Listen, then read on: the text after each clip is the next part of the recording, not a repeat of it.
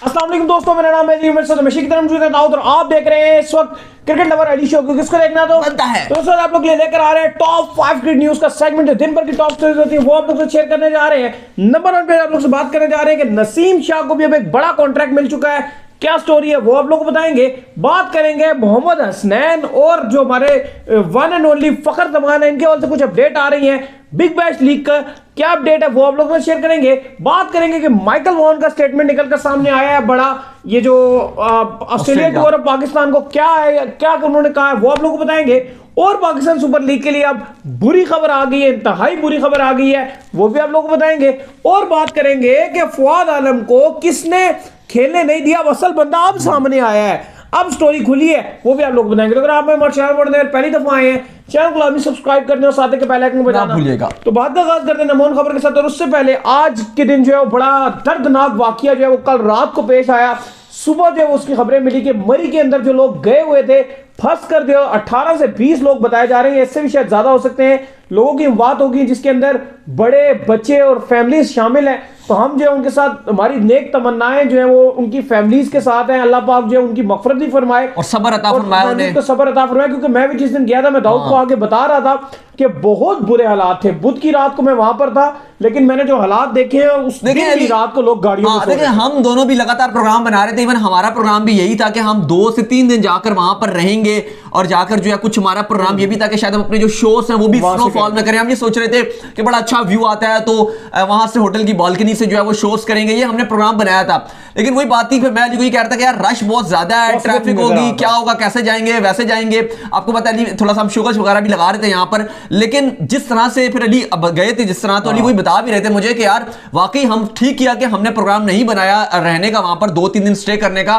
क्योंकि अली ये कह रहे थे तो होटल्स के अगर आप कहें तो सारे बुक थे, और दूसरी ये बात थी कि लोग अपनी गाड़ियों में ब्लैंकेट्स वगैरह, मैंने आपको एक दिन पहले बताया था कि मैंने आपको बताया क्योंकि मैं रात को 4 बजे जहां मेरी गाड़ी लेकर सो रहे थे, जहां मेरी गाड़ी पार्क थी मैकडॉनल्ड के पास, मैं रात को 4 बजे जब वापस उतरा के 4 बजे हमने कहा, क्योंकि हम तो गए मैकडॉनल्ड के पास, हमने गाड़ी खड़ी की, हम पैदल ऊपर चले गए, तो वापसी में मेरे सामने मैंने देखा कि फैमिलीज जो है वो गाड़ियों के अंदर अच्छा ये हुआ ऐसे अली के जो उन्होंने हीटर्स ऑन किए हुए थे उससे कार्बन मोनोऑक्साइड कार्बन मोनोऑक्साइड जो है वो बहुत ज्यादा हो गई थी। लेकिन मैं बड़ा मुझे थोड़ी सी अजीब सी मैं बात अभी अली से अभी शो से पहले ही बात कर रहा था कि यार पूरी फैमिलीज थी जिस तरह से हमने देखा है, तो क्या उनमें से कोई जो बड़ा मेंबर था या जो आप कह लें जो बड़ा फर्द था, क्या उसकी आंख नहीं खुली? चले छोटे बच्चे या जो कमजोर लोग थे, चले बूढ़े वगैरह, चले उनकी आंख लग गई। क्योंकि टेम्परेचर तो जितना भी हो ना, जिस दिन मैं गया हुआ था टेम्परेचर उस दिन आधा घंटा जो है पूरा पैदल हम वॉक करते रहे, टेम्परेचर उस दिन भी माइनस में था। टेम्परेचर से प्रॉब्लम इतना नहीं बनता, अगर हल्की सी खिड़की खोल देते तो बच जाते। अगर आप देखो तो जो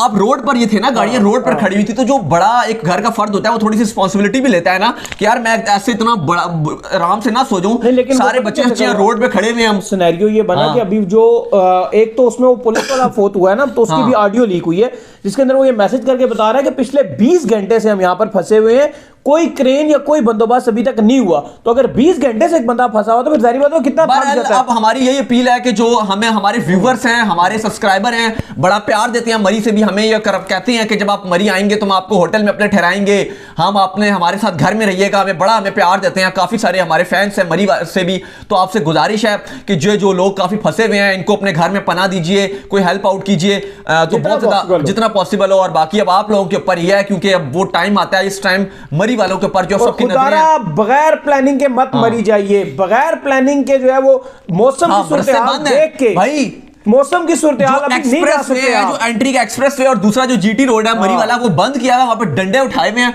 और जो जा रहा है मरी उसको डंडे पड़ रहे हैं। तो कोई भी पिंडी, इस्लामाबाद, इवन लाहौर, कराची से भी फिलहाल मरी आने का सोचे भी मत। बिल्कुल अब खत्म कर दें। आप जाएंगे तो मार भी पड़ेगी, वहां पे डंडे पड़ेंगे आर्मी वाले और जो पुलिस वाले डंडे लेके खड़े हुए हैं, और दूसरी बात यह कि प्रोग्राम भी चौपट होगा। बहरहाल हमारी दुआ यही है कि जो इसमें हादसे में पेश आए हैं, जिनके साथ नुकसान हुआ है, अल्लाह ताला सबकी मगफरत अता फरमाए और सबको सब्र जमील अता फरमाए। ऐसा ही है। इसके बाद जो हमें खबर आ रही है जी वो आ रही है नंबर 1 पे खबर निकल के सामने आ रही है नसीम शाह के हवाले से। तो नसीम शाह को कॉन्ट्रैक्ट मिल चुका है जी, काउंटी में जो है वो आपको नजर आएंगे, जहां पर वो T20 ब्लास्ट भी खेलेंगे और इनके लोकल मैचेस भी खेलेंगे जी। बिल्कुल बड़ी खबर आ रही है और अच्छी खबर आ रही है नसीम शाह के हवाले से कि उनका बात की जाए तो जो T20 ब्लास्ट है उसके साथ कॉन्ट्रैक्ट हो गया और इंग्लिश काउंटी जो टेस्ट मैचेस होंगे उसमें भी इनका नाम आ गया, और अब ये इंग्लिश काउंटी खेलेंगे और पूरा सीजन जो है खेलेंगे, पहले T20 ब्लास्ट और उसके बाद काउंटी के मैचेस भी खेलेंगे। तो बड़ी अच्छी खुशखबरी है नसीम शाह के लिए, सीखने का मौका इनको बहुत मिलेगा, और इस तरह के मौकों पर जब आप रहते हो तो आपकी गेम में बड़ा निखार पैदा होता है, आप सीखते हो और उम्मीद करते हैं कि फिर वो अच्छा कमबैक पाकिस्तान टीम की तरफ से भी कर सकेंगे। और इसके बाद जो खबर हमारे पास आ रही है जी, वो आ रही है माइकल वॉन के हवाले से। तो माइकल वॉन का स्टेटमेंट निकलकर सामने आया कि अगर तो तमाम सिक्योरिटी चेक्स जो है वो क्लियर हैं तो ना सिर्फ ऑस्ट्रेलिया को बल्कि दुनिया की सारी टीमों को पाकिस्तान का दौरा करना चाहिए।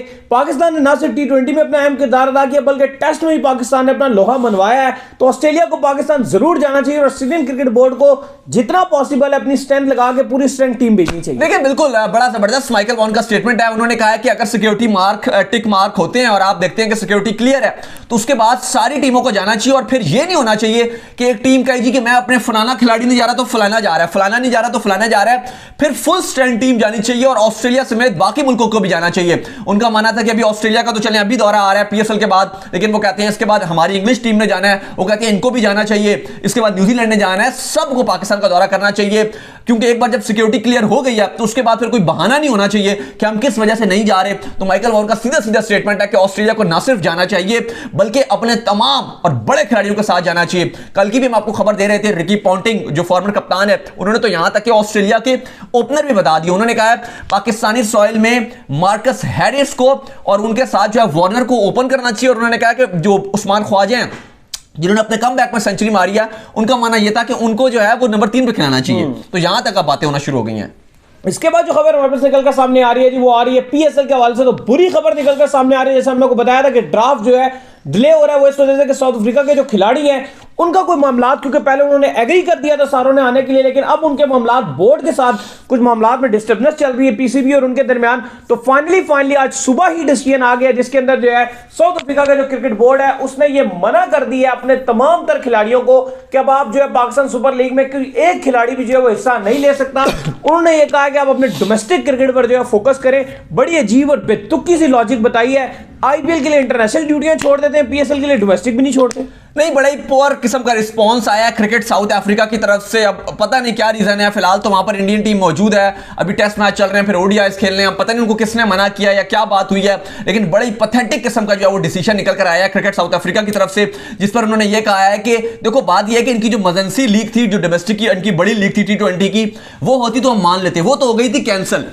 अब ये कह रहे हैं जी जो इनकी जो 4 डे वो टूर्नामेंट मैचेस चल रहे हैं, 4 डे ना कोई किसी को नहीं करता, अपने में ताड़ होनी चाहिए इंसान के। आप आईपीएल भी तो खेलने खुद ही जाते हो ना, वहां इंटरनेशनल ड्यूटियां छोड़ देते हो, पाकिस्तान के खिलाफ सीरीजें छोड़ देते हो, तो आपके अपने में ताड़ होनी चाहिए। और पीसीबी में इतनी ताड़ होनी चाहिए कि पीसीबी का जो रिलेशनशिप्स है वो बोर्ड के साथ इतने स्ट्रांग होने चाहिए कि कोई भी बोर्ड इनको इनकार ना कर पाए, बीसीसीआई को भी कोई इनकार नहीं। बहरहाल बड़ा झटका लगा पीसीबी को और हमारी पीएसएल को, क्योंकि साउथ अफ्रीका के खिलाड़ी जब लगातार रिपोर्टिंग कर रहे थे कि पीसीबी डिले कर रहा है अपना जो हमारा ड्राफ्ट था पीएसएल का मिनी ड्राफ्ट, उसको डिले किया जा रहा था, क्योंकि इत्तलात यही थी कि जो बड़े खिलाड़ी हैं साउथ अफ्रीका के, Markram, Rabada, Nortje, van der Dussen, इन सबको पीएसएल में शामिल करने की पूरी तैयारियां हो चुकी थी, लेकिन आखिरी मोमेंट पर पूरी की पूरी साउथ अफ्रीका की टीम के जितने इंटरनेशनल खिलाड़ी हैं सबको मना कर दिया। अलबत्ता जो सेंट्रल कॉन्ट्रैक्टेड प्लेयर नहीं है उनको इजाजत रहेगी खेलने की, लेकिन जो सेंट्रल कॉन्ट्रैक्टेड प्लेयर हैं जो अभी टीम में करंटली खेल रहे हैं उनको यह कहा गया कि आप 4 डे क्रिकेट पर फोकस करें, बल्कि पाकिस्तान सुपर लीग खेलने के लिए कराची मत जाएं।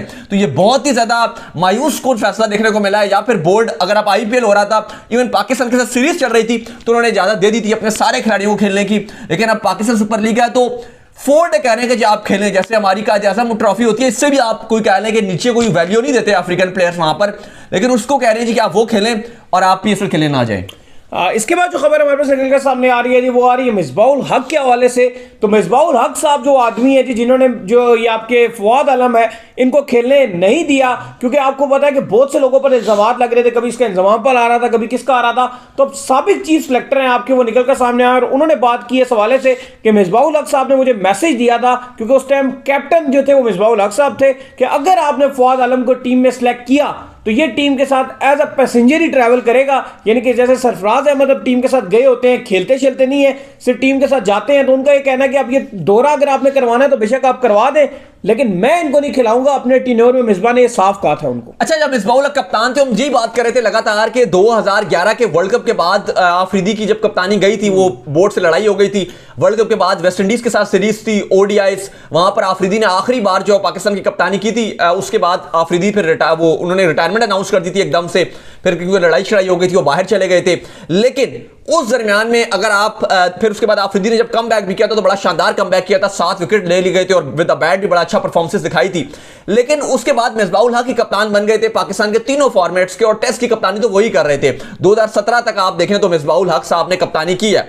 लेकिन वहां पर जो हैरानकुन तौर पे खबर निकल कर आई है, जो हारून रशीद हैं जो उस टाइम सिलेक्टर भी होते थे, उन्होंने ये बात कही है, तकरीबन आई थिंक 2013-14 की ये बात हो रही है कि जब फवाद आलम उस टाइम भी बड़ा अच्छा कर रहे थे, लास्ट मैच में अच्छा खेलकर आए हुए थे श्रीलंका के अगेंस्ट जब उनका हुआ था, तो उनसे जब कहा यह गया कि फवाद आलम अच्छा कर रहे हैं और हारून रशीद हमेशा फवाद आलम को बड़ा सपोर्ट करते थे, तो उन्होंने ये कहा कि इनको हम टेस्ट के स्क्वाड में डाल लेते हैं। तो मिसबाह हक, क्योंकि उस टाइम आप कह लें कि हमारे पीसीबी के वो क्या कहते हैं, जयकांत शिकरे अन्ना घट्टा, वो अन्नादाता वो थे, क्योंकि जाहिर है वो आपके कप्तान थे ओडीआई के भी, टेस्ट के भी। टी20 की खैर कप्तानी उनकी चली गई थी उस टाइम, लेकिन टेस्ट के और ओडीआई के कप्तान मिसबाह हक ही थे और मोस्ट पावरफुल बंदे थे पीसीबी में, हमारी जो पाकिस्तान टीम थी। तो उसमें साफ साफ मना कर दिया था मिसबाह हक ने, और उन्होंने ये कहा कि अगर आपने सेलेक्ट भी किया तो खाली ऐसा पैसेंजर ही जाएगा, उसको प्लेइंग 11 में कोई जगह नहीं मिलेगी। तो बड़ी अजीब सी बात है कि फिर बाद में अब मिसबाह हक ने क्रेडिट लेते हैं फवाद आलम खान जी के, जब मैं सिलेक्टर बनाऊं या कोच बनाऊं तो मैंने उनको अपनी टीम के साथ रखा है। लेकिन जब उनका मेन जो 10 साल थे उनमें इनका नाम भी था, जहां पर हम इंजी का नाम लेते हैं, इंजमाम का नाम लेते हैं, जो कहते थे जी कि इनका स्टैंस ठीक नहीं है, खड़ा होना इन्हें सही तरह नहीं आता, तो वहां पर मिसबाह हक भी बिल्कुल इनके हक में नहीं थे, इनको पाकिस्तान टीम में लाना बिल्कुल नहीं चाहते थे। लेकिन बहरहाल अब देखें आप, तो आज फवाद आलम किधर है, छाया हुआ नजर आ रहा है, और लगातार अपने हेटर्स, जितने भी उसके हेटर हो कहीं भी हो, उन सबको जो करारा जवाब देते हैं। बहरहाल वैसे मिसबाह हक की अगर आप बात करें तो अभी हमारी उनके लिए बड़ी नेक तमन्नाएं हैं, क्योंकि उनकी तबीयत थोड़ी खराब है, उनको कोविड पॉजिटिव आ गया था और उनका ठीक भी नहीं हो रहा था। अभी लेटेस्ट अपडेट हमारे पास नहीं है, 2 दिन पुरानी खबर है, तो उसमें तो यही अपडेट आ रही थी कि अभी तक उनका जो कोविड है वो भी ठीक नहीं हो रहा था। हमारी दुआ जल्दी है कि अल्लाह ताला उनको जल्द से जल्द सेहतियाब अता फरमाए।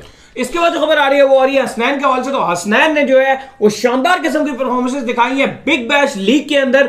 दोबारा से आज उन्होंने अपना जो है वो दूसरा मैच खेला बिग बैश लीग के अंदर, और उसमें भी उन्होंने जो है वो 3 विकेट्स जो है वो ले उड़े हैं। तो 2 मैचेस बिग बैश लीग के अंदर उन्होंने खेले हैं और 6 विकेटें उन्होंने चिटका दी हैं भाई। बिल्कुल, आज 3.2 ओवर की उन्होंने गेंदबाजी की, 22 रन दिया और 3 विकेट चटकाए। मोहम्मद हसनैन ने छाए हुए नजर आ रहे हैं, लेकिन स्टिल उनकी टीम आज का मैच में भी फतह हासिल नहीं कर सकी, क्योंकि ब्रिस्बेन हीट जो थी वो पहले बैटिंग करके 144 रन बना सकी 8 विकेट के नुकसान पे, और इसके बाद टारगेट चेज हो गया 145 रन 2 विकेट के नुकसान पे 17.2 ओवर्स में। तो अच्छी बॉलिंग कर रहे हैं हसनैन, लेकिन बाकी कोई लड़का इनकी टीम में अच्छी बॉलिंग या अच्छी बैटिंग नहीं कर रहा। उसकी वजह यही है कि इनके पूरी टीम इन्होंने डोमेस्टिक से नई मंगवाई है। जो इनके नए लड़के थे सारे इन्होंने वो नए मंगवाए हैं, क्योंकि इनको आपको पता है कि 12 से ज्यादा इनके जो है बंदे, उनको कोविड पॉजिटिव आ गया था, तो मामला खराब नजर आ रहे थे। तो उम्मीद करते हैं कि आज फखर की भी खबर आ रही है, चलें जी फखर की भी दे देते हैं, तो फखर की खबर दे देंगे, ठीक है। तो उम्मीद करते हैं कि आज हमारा शो को वीडियो को लाइक कीजिए, हमारे चैनल को सब्सक्राइब कीजिए, साथ लेके बेल आइकन को बजाइए, और इन्हें इंस्टाग्राम पे फॉलो, बिल्कुल इंस्टाग्राम में मुझे फॉलो कर लीजिए, वहां पे मैं मौजूद हूं दाऊद क्रिकेट के नाम से। अगर आपका कोई सवाल हो तो भेजिएगा, को भी फॉलो कीजिए, मुझे फॉलो कीजिए, मैं ऑफिशियल के नाम से लिंक डिस्क्रिप्शन में मौजूद है, जाइए फॉलो कीजिए, फिर उसमें नेक्स्ट। अल्लाह हाफिज, बाय।